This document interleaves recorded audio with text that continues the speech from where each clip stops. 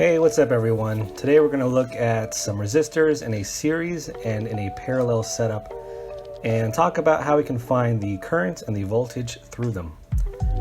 Now here we have a simple circuit with three resistors. Two of them are in parallel and one is in series with the parallel resistors. The 2 ohm and the 4 ohm resistors are in parallel, and these are in series with the 6 ohm resistor.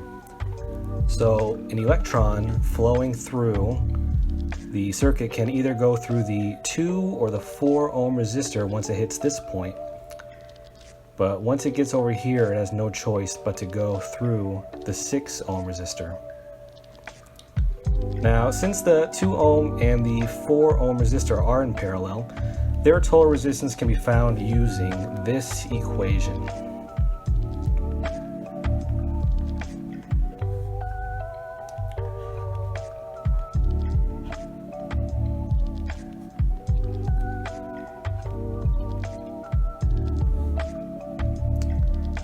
Now, solving for this, we get basically R1 times R2 over R1 plus R2.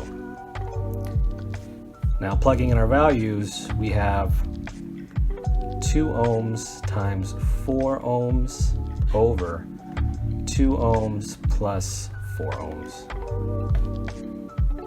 And this gives us 8 over 6. So 8 over 6, or otherwise we can write 1.33, where the 3's repeat. So this effective resistor is in series with the 6 ohm resistor. So the total resistance will be 1.33 ohms plus 6 ohms, and that equals 7.33, where the 3's repeat, ohms. That's because in series, all you have to do is add up the resistors as they are.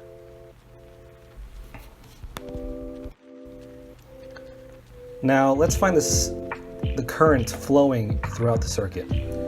And for this we can use Ohm's law. Now we know Ohm's law is voltage is equal to the current times the resistance.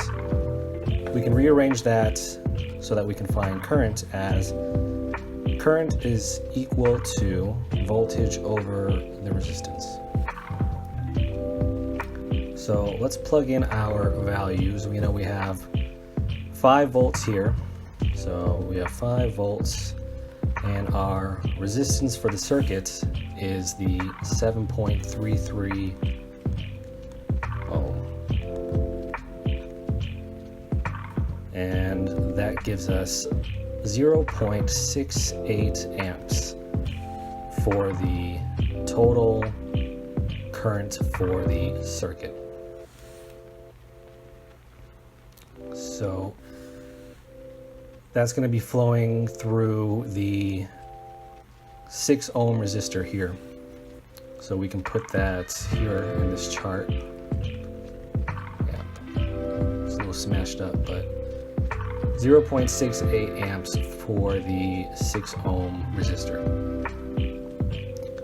So that's saying coming out of this, we have 0.68 amps. And when it gets to this node here, it splits up into 2, what we'll call I1 and I2. If we look at Kirchhoff's current law, it states that I1 and I2 must equal I total when added up. This law essentially states that current must be conserved.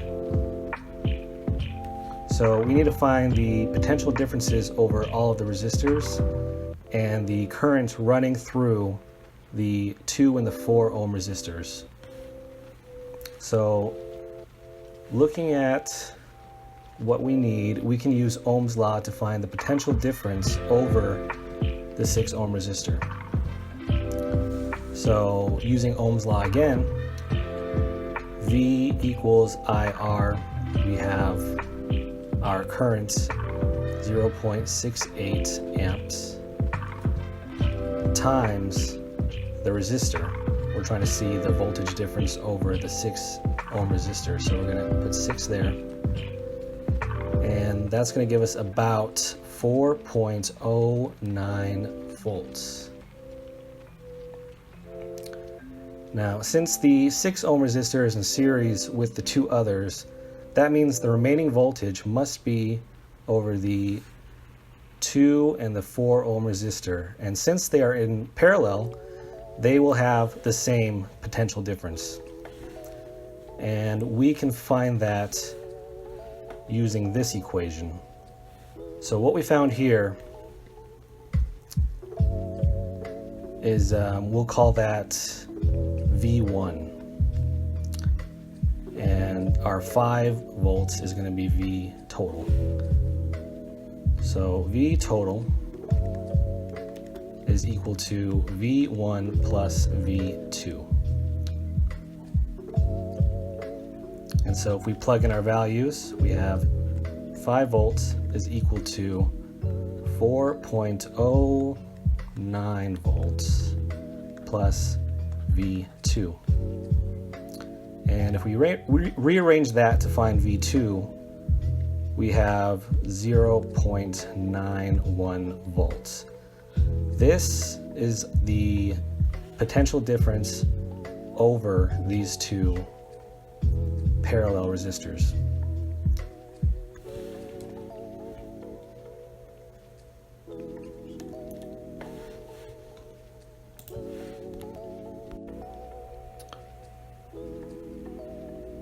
Now let's look at what we have so far. We know that over the 2 ohm resistor, it has a potential difference of 0.91 volts. And that's going to be the same deal for the 4 ohm resistor since they are in parallel. The potential difference over the 6 ohm resistor is 4.09 volts. Added up, this gives us our total 5 volts coming from our voltage source. We have the total current running through our circuit as 0.68 amps. And then over here we have our total resistance as 7.33 repeating ohms. So now that we know the voltage over the remaining 2 resistors, we can use Ohm's law to find the current through each of them. So for the 2 ohm resistor, we can use current equals voltage over resistance and plug in our values. 0.91 volts over 2 ohms, and this gives us about 0.455 amps. So we can put that in here, 0.455 amps. And for the 4 ohm resistor, we have our same 0.91 volts over 4 ohms. This gives us about 0.2275 amps. 0.2275. Perfect. So now we found all the values that we set out to solve.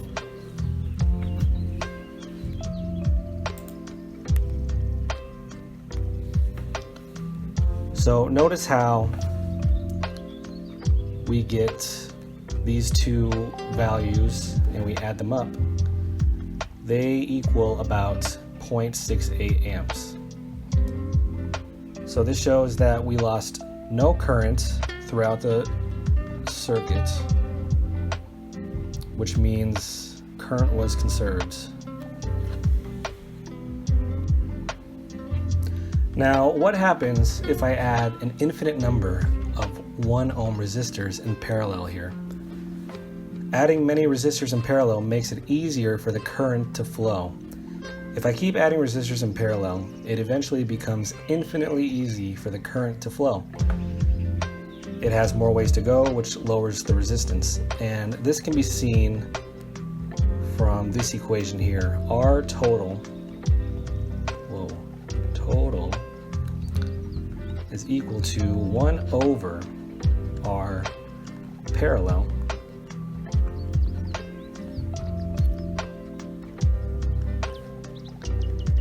and we can see 1 over 2 ohm plus 1 over 4 ohm plus 1 over 1 ohm plus 1 over 1 ohm for infinity. So here, eventually, R parallel will be infinity. It'll go to infinity. So R total itself essentially becomes 0. And that's because 1 over infinity is equal to 0. So all that's going to remain will be the 6 ohm resistor, and the total circuit resistance is 6 ohms. Each of the 1 ohm resistor has a 0 volt potential difference since their total resistance is 0. Since there are so many resistors, each only gets a tiny fraction of the current, and this will be close to 0 amps if I add infinity resistors. So, however, notice that the total current in the circuit increases to 0.833 repeating amps by Ohm's law. And I'll let you use the prior equation to verify that I'm correct.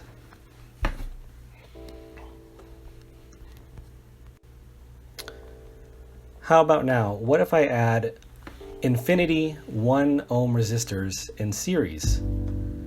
The total resistance of the circuit would be this. It would be our parallel resistors, which we found to be 1.33 ohms, plus our 6 ohm resistor, plus 1 ohm, plus 1 ohm for infinity. The total circuit resistance becomes infinitely big. The current has to go through each resistor,